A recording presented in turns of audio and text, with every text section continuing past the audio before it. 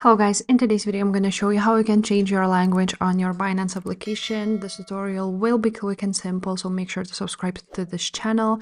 And also guys, if you haven't signed up to Binance already, I have a link in the description which gets you $100 bonus, so make sure to check that out.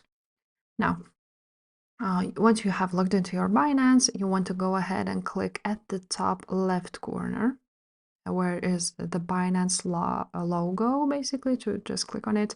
And from here, you will see the gear icon at the top right corner. So you want to click on that gear icon.